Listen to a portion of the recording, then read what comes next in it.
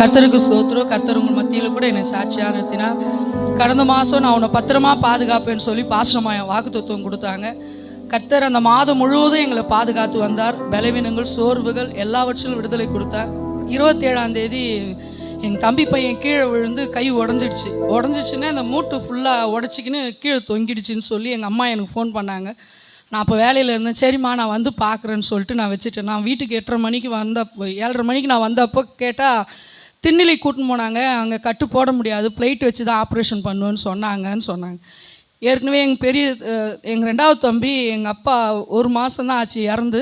அப்பா அவன் வெளியே போக சொல்ல பைக்லேருந்து விழுந்து அதே வலது கை தான் அவனுக்கு கொஞ்சம் கிராக் விட்டுச்சுன்னு சொல்லி காலெல்லாம் அடிபட்டு அவன் கொஞ்சம் பிரச்சனையாச்சு.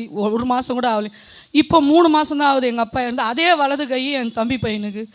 அப்போ எங்கள் அம்மா என்கிட்ட சொல்லி அழும்போது என்ன சொல்கிறதுன்னு தெரில. நான் ஒன்றுமே சொல்ல. அவங்கக்கிட்ட நான் எதனா சொன்னால் அது கஷ்டமாக இருக்கும்னு சொல்லிட்டு நான் பாஸ்டர்கிட்ட மட்டும்தான் சொன்னேன். செவ்வாய்க்கிழமை உசாமா வீட்டில் ஜபம். அப்போ பாஸ்டர்கிட்ட சொன்னேன். எங்கள் தம்பியே சொன்னான், உங்கள் பாஸ்டர்கிட்ட சொல்லு, அவர் ஜெபம் பண்ணுவார், அவர் பேரை சொன்னான், அவர்கிட்ட சொல்லு பிரியா, ஜெபம் பண்ணுவாருன்னு சொன்னான். அந்த நாள் அந்த ஜெபம் அவனுக்கு செவ்வாய்க்கிழமை தான் ஆப்ரேஷன் வச்சாங்க. ஆனால் என்னால் போய் ஒரு நாளும் பார்க்க முடியாத சூழ்நிலை. ஆனாலும் கர்த்தர் அவனுக்காக ஜெபித்த பொழுது அன்றைக்கி ஆப்ரேஷன் அன்றைக்கி நான் ஜெபம் முடிச்சுட்டு நான் வேலைக்கு கூட போகல. அங்கே போயிட்டு அங்கேருந்து நான் போனேன்.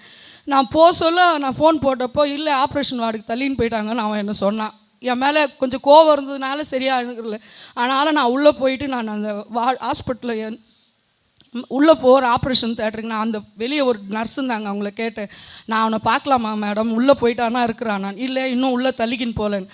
அப்போ எங்கள் தம்பி நீ போய் ஜெபம் பண்ண தந்தா பண்ணுனா. நான் எதையும் சொல்லலை. ஆண்டவரே அவனை பத்திரமாய் பாதுகாத்து கொண்டு வாங்கப்பா, குடும்பத்து வாரிசு ஆண்டவரே, எந்த சேதமும் அவனுக்கு வரக்கூடாது ஆண்டவரே, ஆலயத்தில் சாட்சியாக நிற்கணும்.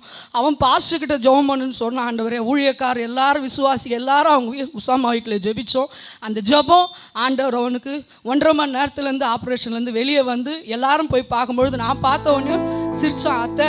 அப்போது ஆண்டவர் அவனை பத்திரமாய் பாதுகாத்து பாஸ்டமாக மூலியம் கொடுத்த அந்த வாக்குத்தத்தம் கிரியை செய்தது. எல்லாருடைய ஜெபத்தை கேட்டு ஆண்டவர் அவனுக்கு 2 நாளைக்கு முன்னாடி வீட்டுக்கு வர ஆண்டவர் உதவி செய்தா. கர்த்தருடைய நல்ல நாமத்துக்கு ஸ்தோத்திரம்.